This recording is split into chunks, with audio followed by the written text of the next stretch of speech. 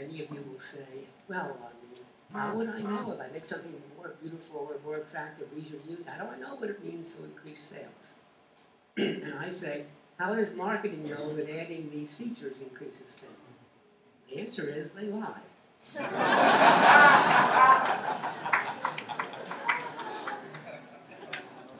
Now, they're intelligent lies, and executives are not stupid.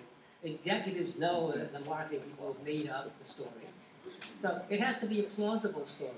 But damn it, you can lie just as well as marketing. Exactly.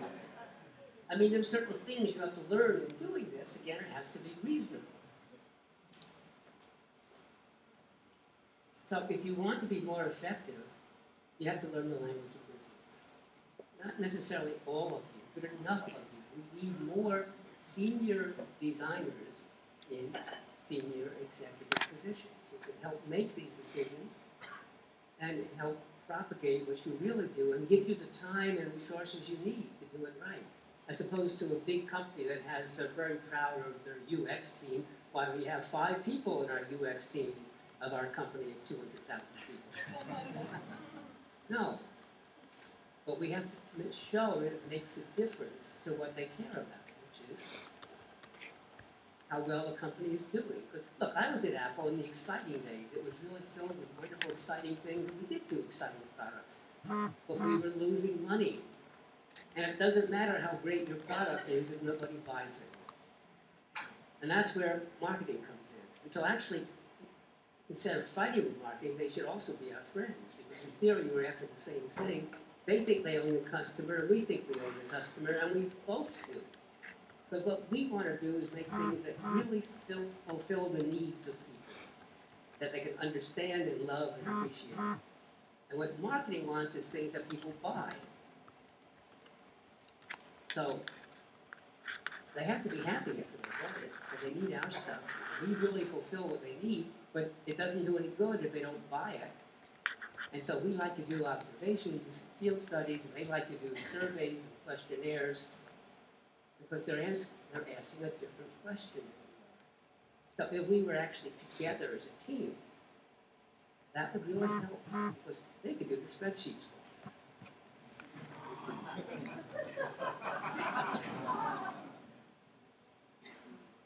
So that's sort of this weird path I've traveled over the years, over the last 25 years. So from here are the principles that make something understandable to how do we take these general principles and make them work for all time, or at least for, say, 50 years, to, oh, business requires other things. So in business, you actually have to be practical. You have to get things done on schedule. You have to worry about the competing requirements of the competitive marketplace. And you have to help the company stay alive, make money. And so that's what I try to put all of that into this book, which is why it's 100 pages longer. I added the 2 new chapters at the end, design thinking and design in the world of business. And I modified the examples along the way to be more relevant to today, to try to last for the next 25 years, and the importance of emotion. Design for everyday things. Thank you.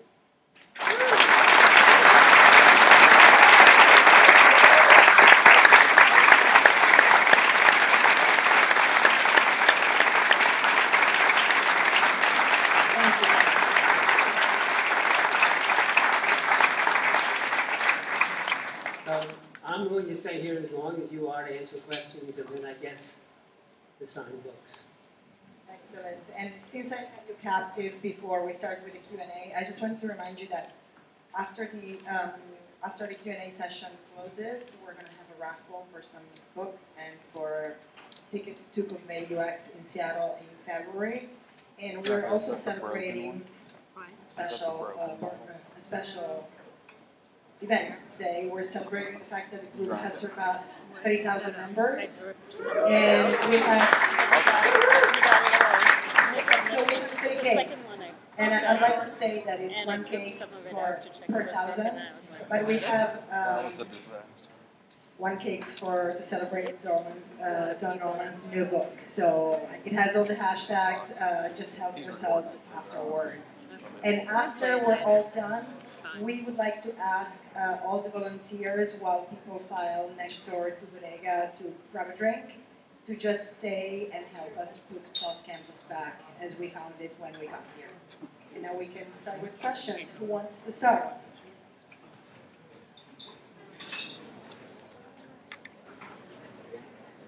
Question? Okay.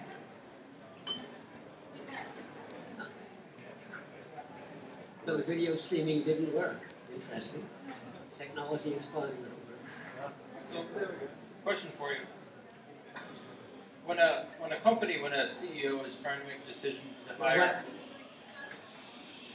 so when a company is trying to make a decision to either hire developers that typically do programming, or hire designers that do interface and user experience, how do you kind of communicate to a CEO kind of which direction to take when they're trying to make those hiring decisions? The question is when the executive management, it's not the CEO, when the executive management is trying to figure out the resource application so that they want to, every team needs more people, that's a rule. And more space too, by the way, and better parking. So where do you allocate the resources? Should it be in the programming team, or the design team, or the service team, or the manufacturing team, or the sales team? That's the wrong question to ask, and it's too late to ask it. So that if you're concerned about the UX team and they're too small to do its job, that means that the job isn't understood and appreciated by management. So you don't start by making a strong argument that we need more people. Because it won't, everybody is making that argument. What you have to do is you have to work your way up to show that they're losing money. That you can cause them to get more money, more sales, more satisfied customers, less service calls, less repairs. And you have to do that, well, here we go again. So your team should hire some MBAs. You don't need an MBA, but an MBA gives you a lot of the kind of training that's required to make the argument. Actually, most design consultancies have started to hire MBAs, and many design schools are now offering joint MBA and Master of Design degrees. And a number of MBA schools, I actually was one of the first to do this at Northwestern, offers a joint program in design and MBA. But you need people who can make the business case. And eventually, as the executives start to believe that their products are suffering because they're not, the UX team isn't appropriate, that's when they will increase the size of it. Because you have to look at the total system. And one of the problems, one of the ways, look, when I was a vice president at Apple, how did I decide who was the most valuable people in my team? Well, they were valued in many ways. Some people were the world's best expert on, I don't know, radio communication. Another was the best expert on video. In other words, the best expert on actually the regulatory system, which was important. I spent a lot of time in Washington. I'm actually one of the people who helped get the high-definition TV standards that we have today. Anybody who knows them, they're a mess. 24 different standards. But I spent a lot of time in Washington with computer companies battling the television companies. So we had better standards. And I also helped bring about the Wi-Fi ban. I don't take credit for it. My team did it. But I was the spokesperson, spent a lot of time in Washington helping convince the FCC to allocate this band of bandwidth at no cost. And believe me, there were lots of fights. For example, the person next to me was representing the fire chiefs of America, who argued essentially for human safety, we must have that bandwidth for ourselves. So it's hard to make one argument against the other one. But we need to get into the management head, what it is we do.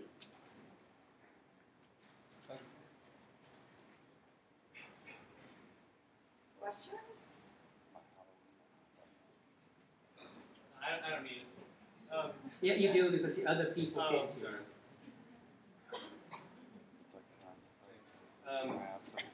This is probably maybe very generic, but when you're talking about building your teams, in your example from marketing, saying that we have these 3 new features, they must be, and then really rings true. How do you view sort of the UX practitioner or the UX team in relation to the organization? So, for example, some UX teams are under marketing, some UX teams are under development, some UX teams stand by themselves. But I mean, my personal experience is that the marketing team tends to trump anything that the UX team does. But I'm just curious, like that role and that relationship between the 3. I know they often work together, but maybe from a hierarchical standpoint. Thank you, because you reminded me I didn't finish my story.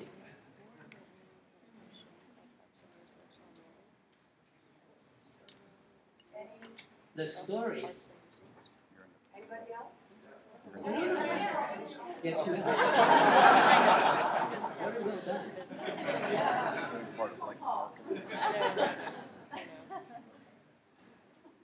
When I try to see who's of value in the company, I look at people not for their expertise in the narrow fields. Those are very important people. We want to keep them.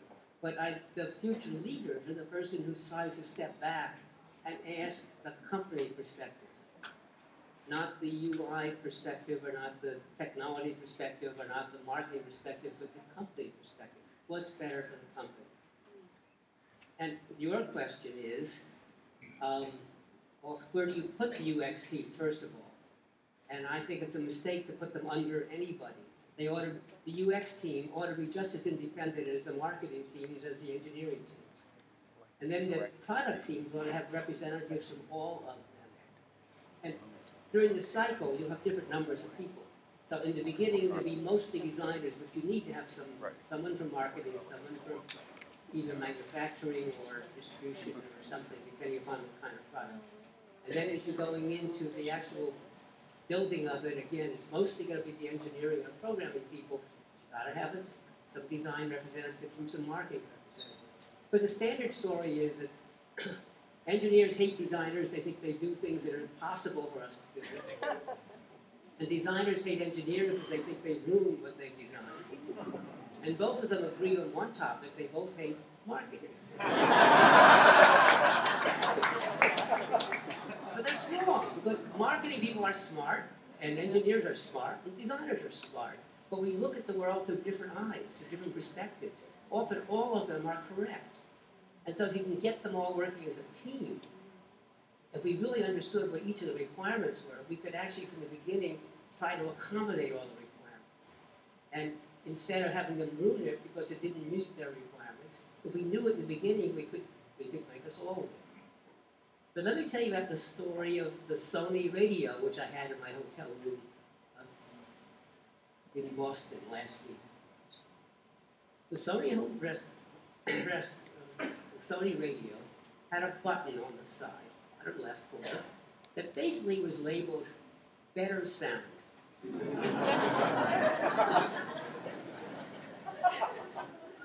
Now, why would they do that? The UX team says, we could have removed the button and saved some money and made it easier to understand, and et cetera, right? Marketing won this battle. And maybe they should have.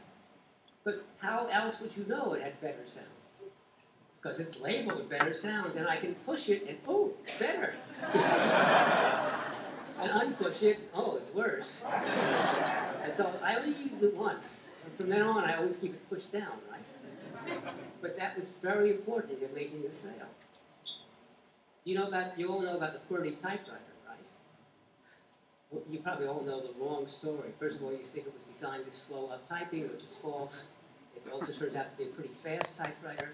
It was designed to minimize jamming, so letters that were typed near each other were far apart on type near each other in time, but far apart on the screen. So it ends up you alternate hands, which is the fastest way to type. But it's QWERTY, ER. Wait a minute, ER is a common pair. Why are they right next to each other? Well, if you look at the first machine made by Remington and the patent application, it's not ER, it's QWE period. QI, etc. And the R was down to the bottom right. And so that's true, that I could document. In the story that is told, it's hard to document. is that the early salespeople, they didn't have marketing in those days, salespeople looked at the typewriter keyboard and said, oh, if we interchange the R and the period, we could type the word typewriter on the top row of the keyboard. So we can demonstrate it and type it. One finger, we type it there. Oh, isn't that wonderful? Now, you have to remember that this was not the first typewriter ever built. There were 30 or 40 typewriter companies, and they all failed. This was the first typewriter that was ever successful. Was it because of that change? Who knows? But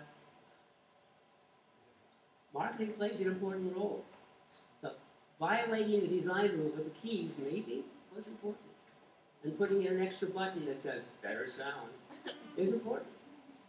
So it isn't that we should fight with marketing about, ooh, you make it harder for people. We should, again, think of what's best for the company. And selling more radios or more typewriters is what's best for them.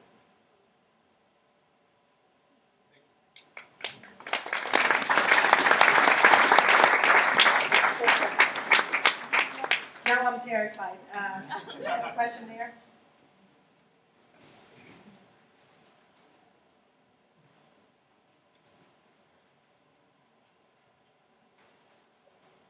Hi Don, my name is Tia. I'm a copywriter and I'm a direct response marketing consultant. And my question for you is, why is it you think that professionals in the UX industry don't really speak about copywriting, but at the same time tonight you've shown us how words play such an important part. You just gave us an example with the letters on the keyboard and the name of her book and the better sound, you know, on the radio. So I was just wondering, why is it you think that copywriting isn't mentioned in the UX industry? Well, it isn't copywriting that isn't mentioned. It's copywriting and marketing and sales and manufacturing and distribution and supply chain management and competitive pressures and patent system. Basically, every little discipline thinks about its little discipline. And moreover, every little discipline thinks it's the most important in the world, because otherwise, why would you be doing it? And so most disciplines don't look very far outside their own discipline. So it isn't that we don't talk about, well, like copywriting. That's a funny term. How about all the communication that goes around the product, which is also the people, the technical writers who write the manuals and the advertisements, and so on. Because it's often we think of our specialty. And what I really want people to do is start thinking of it as a system. The whole system has to work. I invented the term user experience with that in mind. That's gotten lost. Remember I said that what happened, we divided each of the, we had lots of thousands of little components about usability, and they never won compared to losing the data. Well, if you had put them together as a system, that might have been more important than occasional corrections. Look at the Apple iPod. Why was it successful? It's not that great. No, I mean, it is great, okay? But the point is, iRiver, Korean company, had a music player that was just as good. Actually had more capacity, I think, and was not unattractive. What Apple did was they made it a system. To use the iRiver, you had to be a technologist. You had to be a geek. You had to understand how to find the music, and it was illegal to get it. And then you had to be able to get it to your machine. And then you had to be able to transform the format into a format that iRiver used. And then you had to figure out how to get it to the iRiver system. And Apple said, well, first of all, the biggest breakthrough that Apple made was making it legal to get the music, breaking the licensing. And then deciding to sell it at a reasonable price, 99 cents a song. And then finding an SAP database of music, and everyone knows SAP is impossible to use. And Apple put a front end on it and called it iTunes. And then making it really easy to buy something. It was easy to find the music, and then you say, I want that, and boom, it was in your machine. And then you plug in the iPod, and it was in the iPod. You didn't have to do anything or know anything. And then the people wanted to make accessories, and so Apple allowed them to make accessories. And I always wondered, why did Apple not make them themselves and make money on the speakers and the timers and all that other stuff? Until I realized, or a friend of mine pointed out to me, that that was risky. They might not think, first of all, it costs money to develop, and not all of them would sell. So this way, they let all the other companies develop and take the risks. And if they want to use this magic little symbol, the rectangle with a circle and a little small rectangle, 10% of sales. Apple gets 100% margin with zero risk. So they thought it was a system. And that's why it won. And so we have to start thinking of our stuff as a system. The user experience is from when you first learn about the product. It's how you do the advertisement, and what it looks like in the stores. And in the early days, some of those early Apple computers, you'd buy it, and it wouldn't fit in your car. And we discovered there was no reason for that. It was just because it was in the wrong box. So we could package it, same computer, so it would fit in the car. And then people didn't know how to open it. So we put on top, when you opened the box, the first thing you saw was a piece of paper that said "Read Me," and we made it so it was easy to assemble. And we did that by watching all the issues.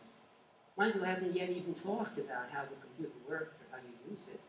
But you have to think about this as a system, and the same with the manuals. The manuals today are written at the end. You get these great manual writers, and you give them a week after it's all finished. And I've always thought the correct way to design a system is first write the advertisements, so you know what the exciting thing is going to do. Then you write the manual. You write the simplest possible, easy to understand manual, and you give these to the design and engineering team, and those are the specs. So for the first time, a manual might be understandable, and the system would be understandable, and the copy would be an essential component of the design. But we need system thinking.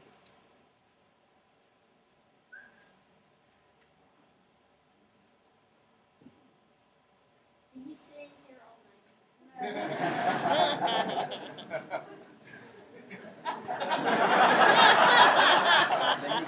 I didn't hear that question. Hey, Doctor. Jeff. Actually, I have a hotel by the airport, so it doesn't, because I knew I would probably be late. So. Yeah, my name's Jeff. If you could list your top 3 tips for marketing your idea to your organization, and if so, possibly use one of your projects as an example. How you succeeded doing it? I missed. Top 3 tips for marketing your idea to the organization.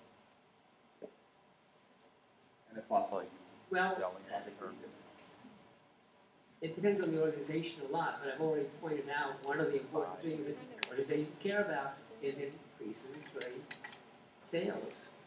More importantly, the profits of the organization, which you can do by either reducing costs or increasing sales. And that's really important in marketing. You have to convince them. But there's a little bit more to it. Here's a story I got from BMW. I work with BMW, so that's I'm biased. And I bought a new BMW, and I just love the heads-up display. My wife and I both feel we would never buy a car without it. So when we drive the car, they're sitting about 6 feet in the front of the car. We can see the speed limit and how fast we're going, and the navigational instructions. And it's actually easy to read, not too cluttered, to give you just what you need, not too much. Actually, driving to the airport today, I pulled in too close to the car in front of me. Suddenly, on the heads-up display, there's a big red vehicle saying I'm too close. We love it, okay? Really wonderful driving.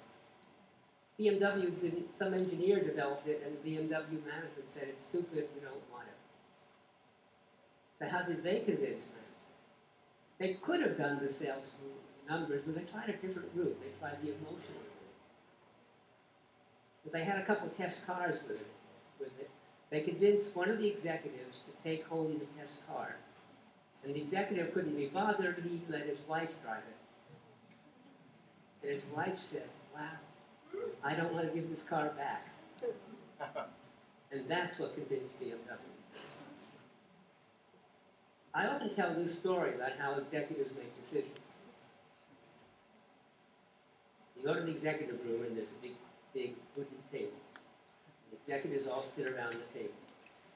And then around the outside there are chairs like the ones you have. They have fancy chairs, but around the outside, there are chairs like this, and that's where the staff sits. Any of you have seen executive decision rooms like that? Many of you may have sat in those little small chairs around the outside. So anyway, when they want to make a decision, the team comes in and gives a presentation. And they give all these spreadsheets and numbers and wonderful stories. And then when they're finished, they either go sit in the chairs around the outside or they leave the room. And then the executives sit and they look at each other and they say, well, And then one of them says, you know, the other day my daughter came home from school and tells a story. And then they say, yeah, we should do this. And they vote for it. Now, what is the role of the story? It isn't that the story is how they made up their minds. Okay? Just the story alone would not have done it. But the problem with numbers is that we know people have made them up. Okay? And they're very abstract. And when someone tells a story that's relevant, you say, yeah, that feels right, and yeah, that's consistent with the numbers. Or, yeah, that feels right, and boy, that's not what they were trying to tell us, so we better not do it. The story is very important. And actually, I work with IDEO folks a lot, and IDEO is proud of their storytelling. And so one of the things they always do, in addition to the numbers when they need to, is they make sure there are always stories about how this will be used, about how Mary comes home and does this, that, or the other. Because the story hits the emotional side, and second, it's a specific instance. Because otherwise we're talking in the abstract about the wonders of this great new cooking machine that will make better food and so on, as opposed to John was working late at night, the project kept going and going and going, he finally gets home at 9 p.m. John really likes to eat good food, but he never has the time. He gets home at 9 p.m. and he doesn't want to sit, cook, and make great food, so what's he going to do? Wow, we have this new machine. You put the food in, and you tell it how you like it done, and you can walk away and do anything else you want, and then it will cook it perfectly.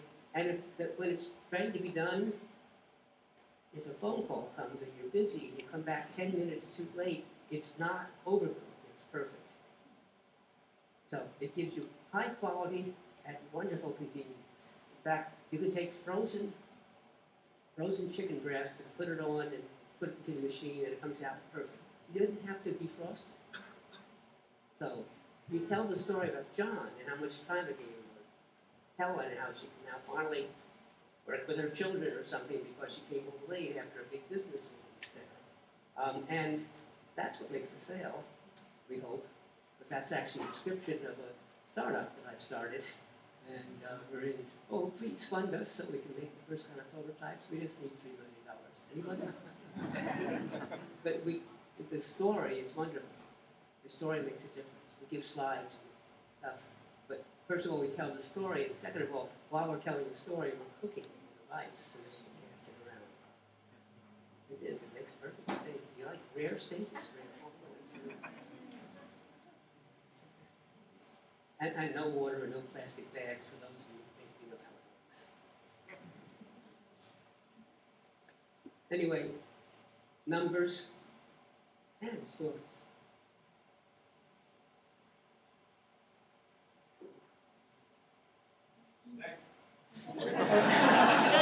All right, we have time for one question left, and then we need to wrap this up.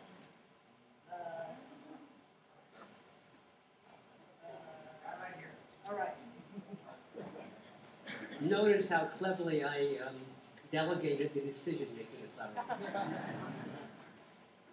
You spoke a lot about your academic experiences, and I was wondering what you found, what kind of programs you found to be the most beneficial to people working in this field, and how to address the issues of specialization in academic settings, where this is such an interdisciplinary field, and what businesses kind of take advantage of those that you found that you were Well, how you should get more of how you should get the education really varies a lot, because I presume each of you has your own particular interests and backgrounds. And so it's different schools of thought and different things. And also, if you want to go back and get a master's degree in a field, it's really expensive to go to a normal school. Not only is it expensive tuition and living, but you have to give up your job for 2 years. So not everybody can afford to do that. There are good schools that really do this well. One of the best schools, I believe, is the Technical University of Delft. That all you want to move to Delft in the Netherlands. And Delft is in China. Delft, China. And I'm a trustee of the Institute of Design in Chicago, part of IIT, which is a 2-year or 3-year program, depending on what you do, which is really excellent. They're not good at giving you design skills. They actually are much more emphasizing planning and strategy. Along those lines, what about your course that you're developing? Are you getting Get that? there. And there are a bunch of schools. I mean, there's a whole bunch here, right, in the LA region. But the California College of the Arts in San Francisco, I think, is a good school. It's less expensive. The Pasadena Art School, Art Center, right, is a well-known good school, although it tends to be more traditional. So you really want a school that emphasizes the human-centered side, they're doing ethnography, field studies, and some of the business things. But all the better design schools are moving now. You can also teach yourself. Just get a lot of experience and self-teach yourself. Read books, talk to other designers, try to get a job relevant and work with. If you're not in the right job, if you're in the right company, you can often move sideways by working with people and knowing people and so on. And yeah, there are books and there are courses. So there's now the MOOC, massive online open courses that are free. Now, I don't know how you teach a design course in MOOC when you have many, many thousands of students, but there are a number of us trying. So there's a course that comes out of the University of Pennsylvania on Coursera by, University of Pennsylvania. I can't remember his name, but he's actually, he wrote a standard design book on, engineering design book. Carl Ulrich? Oh, no, product design. Yeah. Carl Ulrich? Carl Ulrich? Ulrich, thank you. Yes. And Scott Clemmer, who used to be at Stanford and is now at University of California, San Diego, has done a Coursera course. And I'm doing a Udacity course with Christian Samsarian. Christian was at IDEO and now is head of interaction design at CCA, California College of the Arts in San Francisco. And that course, we actually will go into user testing next week. And then will be released, obviously, the next week, right? Because nothing will go wrong with user testing. But the course that I'm doing with Christian will not turn you into a great designer. It's a bit like this book. The main function of this book is to get people excited by design, to get them moving into the field, or deciding they wanted to go into the field, changing the field. A number of you probably have that story. That's what people tell me a lot. But it's not enough to be a designer, and it doesn't give you the practical skills.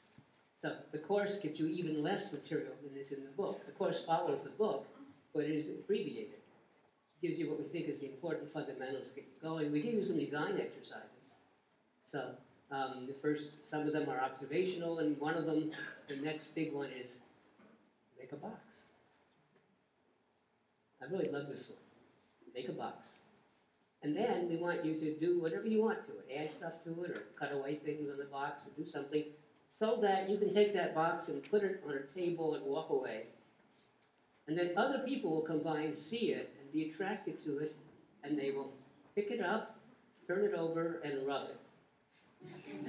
How would you do? You're not allowed to have any instructions. So how do you do that? So, because this is a lot of what the traditional designers are so fantastically good at, doing sorts of things like that. And the people in the traditional HCI community will say, huh?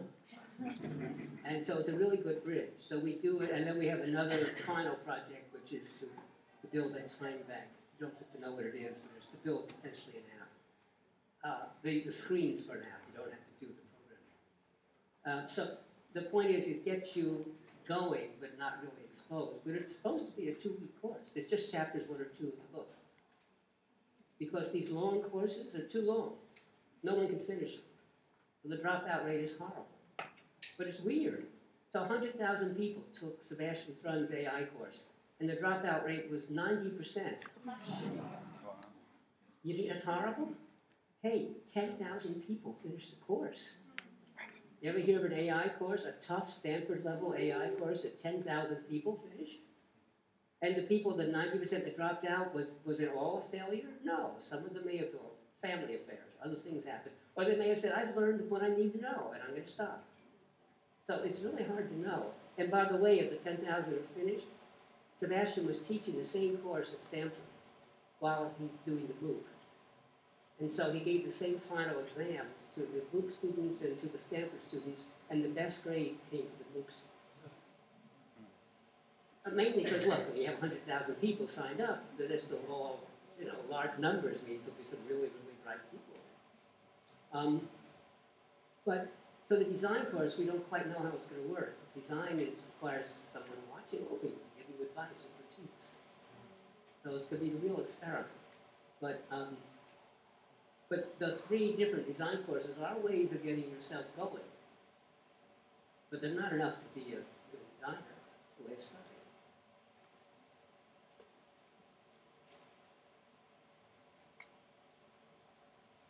By the way, the MOOCs are trying to experiment. And so what Udacity is about to do is to offer the course both free and also for money. And the difference will be you can take the free course, which are just the ways the courses are now, and if you pay money, you get a tutor, basically. You can ask questions, and there's somebody, and hopefully it's always the same person who responds to you, who can look over and help you and give you advice, and the people will be trained in the field of the course. Again, it's an experiment. We don't know how that will work, but it's a revolution in education coming. But it's kind of like the new kinds of input devices that are happening all over the place with all the sensors. We don't know how it's going to work. What is it called? MOOC? Massive online open course. I didn't invent it. That's what they call it. Now it's interesting. Coursera is trying to replace universities, kind of, and edX, which is kind of like the university version of it. Udacity isn't trying to do that. Udacity is for people like you who want to move up in your jobs. You want to learn Python programming, take the Python course. You want to learn about genetics, take the genetics course. You want to learn advanced programming, take the advanced programming class. So it's for people who are working and want either to move to a new discipline or want to advance their skills so they can get promoted. So it's after a different market. But again, it's to go on an experiment. We'll see how it works. And it's free. So you can't see my course yet because it's just being released to the testing group. But, and how long it will take to release depends upon the results of the user test.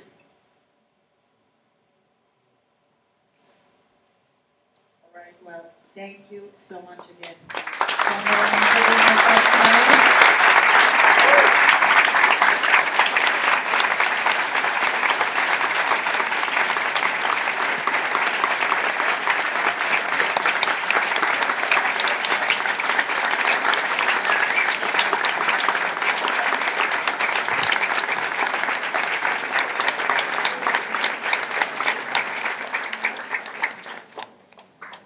Thank you for coming, and now UX Radio and Convey UX are gonna draw their raffle prizes, and Don is gonna be available for some book signing.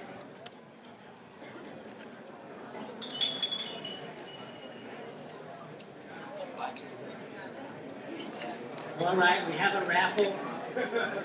Okay, so UX Radio is giving away 3 of the new books, The Design of Everyday Things. So for those of you who don't have your book, or maybe if you do have a book, you can give it to a lucky friend.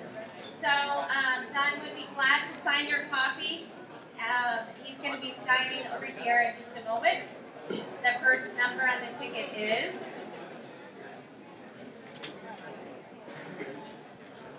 621-451. 621-451. We have a winner. Congratulations. I believe. No. All right, the second number, 409. 621-409. 409. We have a winner. And the last one,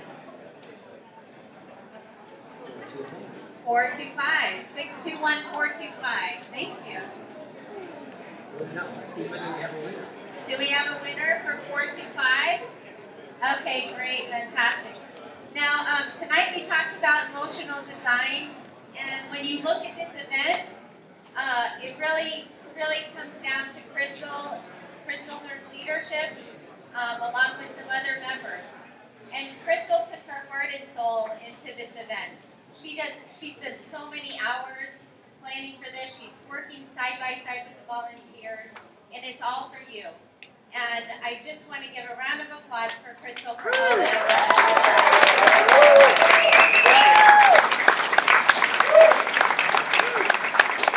In addition, for all the volunteers, if you could just stand for a moment, a round of applause for everybody who contributed their time.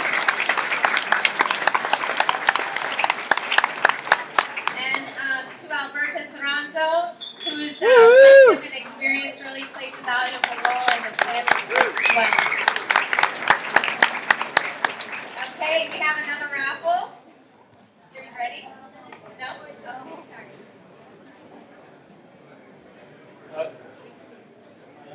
Hi, I'm Joe Walensky. I'm visiting from Seattle, and it's great to see this great community here. I work for Blink, which is a user research and design firm in Seattle, and last February we wanted to invite a bunch of interesting people to talk about UX, and we had a lot of fun, and so we're doing it again with a conference in Seattle in February, and you all should have gotten a raffle card with a 3-digit number on the back, and so we give away a free registration to that, and I do want to mention we have 18 student scholarships left for free registration, so you might want to check out the website for that. And also we're offering free registration to people that want to show off their work at the conference. So those are free opportunities, and hopefully it's a real popping community in Seattle for UX right now. The job market's really hot, so if you hear your number, just call it out and meet me at the left side of the stage, and I'll get your information. So the first number I have, if that person's still here, is 421. We have a winner right here. Right? Okay. All right, thank you very much, and I hope to see you in Seattle. Thank you.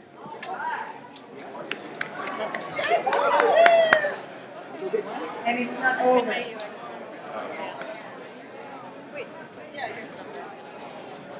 I know, and that big box and the bottle. I've never won anything, ever. Okay, so we're here for Vitamin T, and we're giving away 10 free user tests at usertesting.com.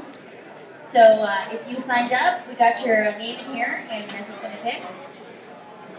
And we'll tell you your name. Tony Von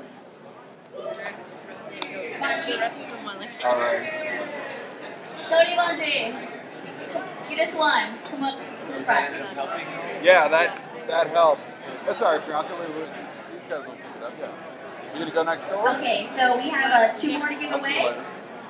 Yeah, the only problem is after you die, and you have to like. Cat, Kite? Cat, Kite.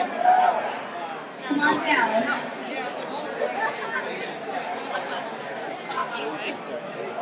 The way it works with them, you have to like totally I had to create a whole new event after that point. And the third winner for the usertesting.com 10 user tests, Ulysses Pascal. Ulysses Pascal.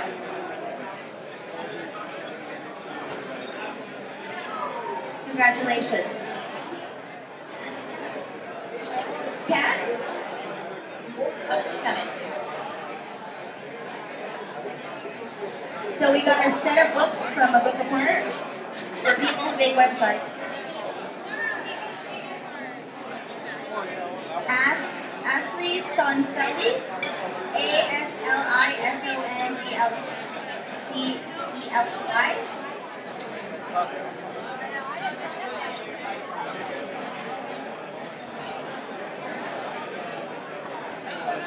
Okay, again, I'll repeat that. Asli Soncelli. Okay. Are you going to be here? And again, this is for the books. Howard Saft. Howard Saft. He wants books. Howard?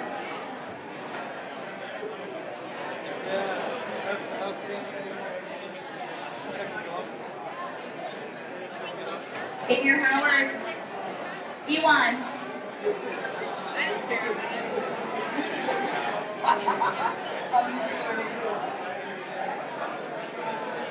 Don't forget to stop by our table before you leave. Thank you.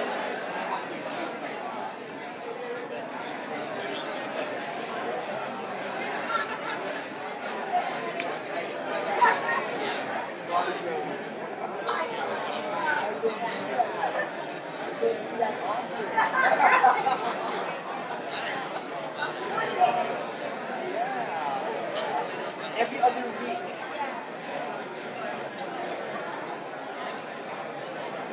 This week again, and I will be classy.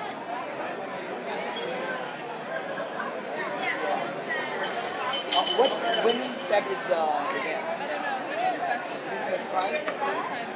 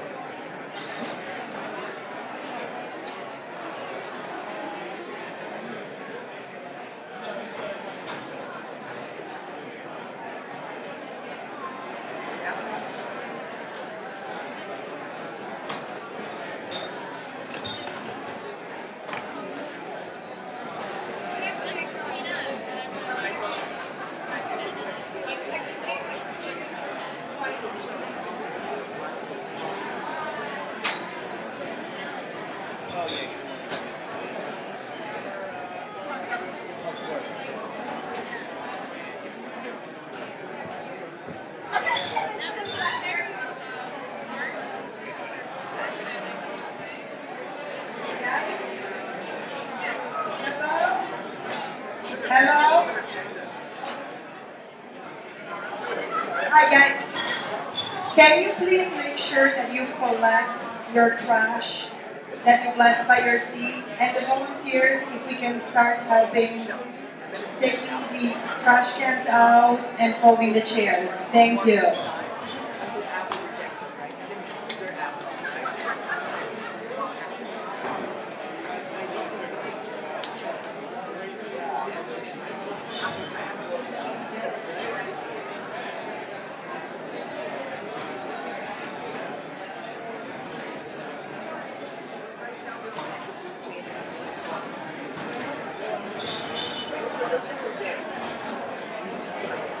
Is this all like cross-campus setup, or is this all the contract setup?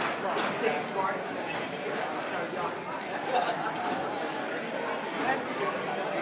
cross-campus?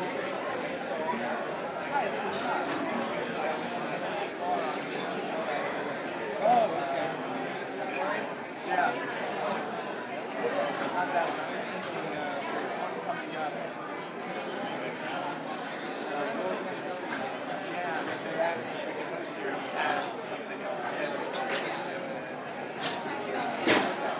Yeah, I just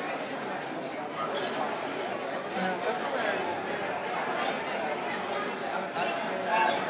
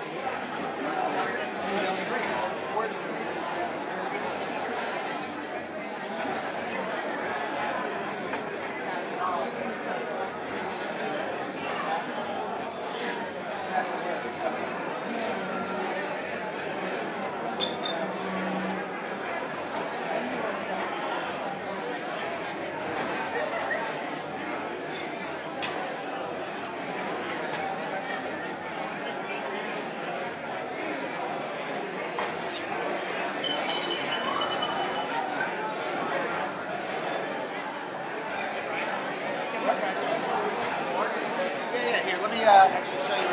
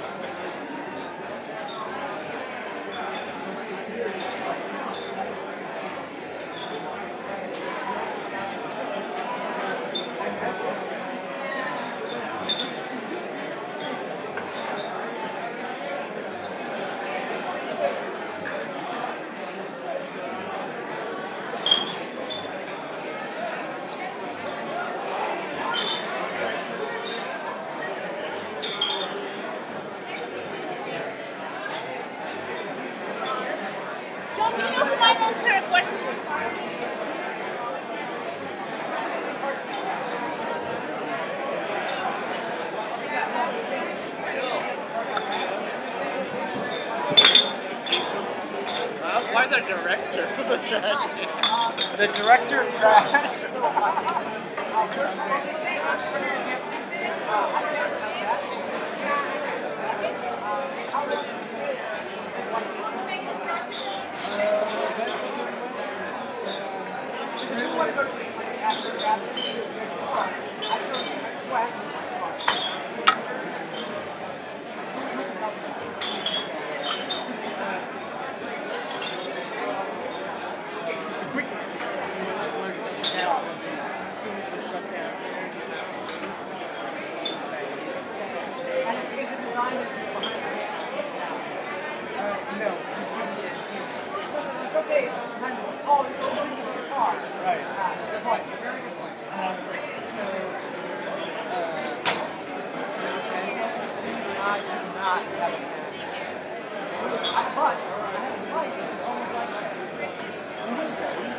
I call this unfortunate.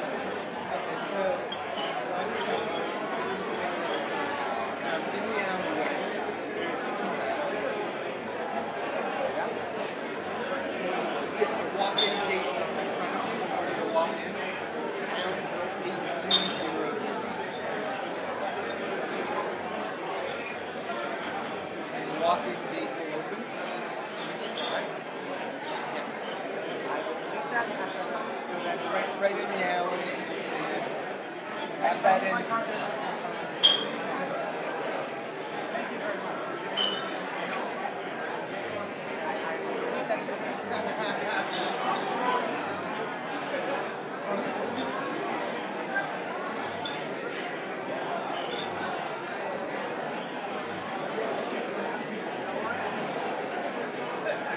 Well, thanks for your help, man. Oh, no problem, man. Yeah.